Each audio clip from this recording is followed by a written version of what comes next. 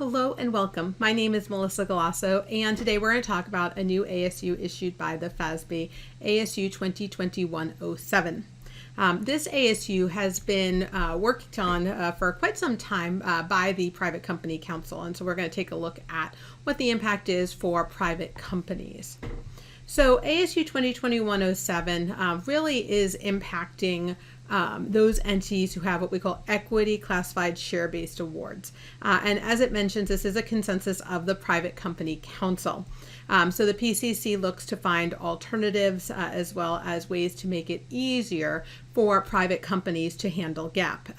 And obviously, when you're looking at something like stock comp can be a pretty complicated area, but it's made more difficult by the fact that private entities don't have necessarily an active market for their shares. And so determining fair value can be very difficult.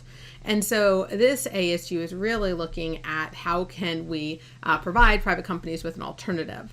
So as I mentioned, when you're looking at the fair value of private company stock options at grant date or even upon modification to award, it's very expensive. Typically when you have to come to fair value, you need to use some type of fair value technique such as an option pricing model. And one of the inputs in the option pricing model is going to be the fair value of the equity shares underlying the stock option.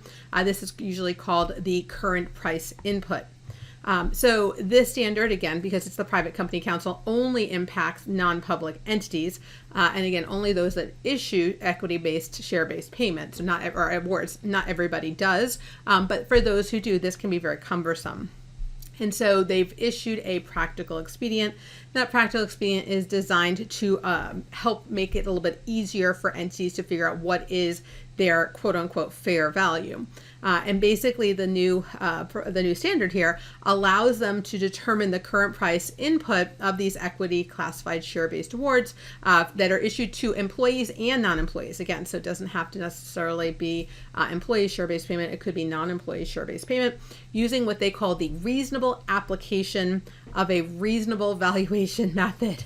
So what do you have to do for things to be quote-unquote reasonable? So factors that you would consider under a reasonable valuation method include the value of tangible and intangible assets of the entity, the present value of anticipated cash flows, the market value of the stock or equity interest in similar corporations or other entities who do engage in trades or businesses substantially similar to those that the non-public entity is being valued, recent arm's length transactions involving sale or transfer of stock, and then other factors such as control premiums or discounts, and then again, using a consistent method of valuation. So they do provide some things, some guidance on what is not considered to be reasonable. So the use of a valuation method that is not reasonable, if that method does not take into consideration when applying its methodology all information available that's material to the value of the non-public entity. And so the standard is really trying to get at a backdoor. And so this is something that they really debated back and forth for some time. It's been something that they've been talking about for a while now. And they wanted to use the Section 409A of the Internal Revenue Code, right? So the IRS ruling. But they didn't want to explicitly do that because if the IRS changes their rules or if you're making reference to other standards within a standard, that can be very difficult in application. But for most entities, they have to, for IRS purposes, do a 409A. And so what the PCC was trying to do was get 409A to be an acceptable methodology. And so they did it through this practical expedient. And so these characteristics are used in a 409A evaluation that's under the U.S., again, Internal Revenue Code for the IRS, which is the U.S. Department of Treasury, to describe a reasonable application of a reasonable valuation method. So the outcome, a reasonable valuation performed in accordance with the Treasury regulations, would be an example of a way to achieve the practical expedient.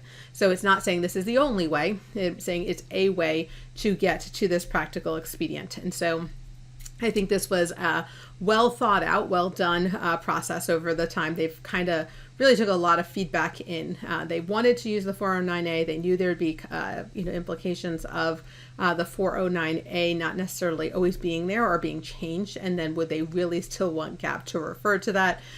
So when we look at this, they really went with a more holistic approach and then basically listed 409A as an example.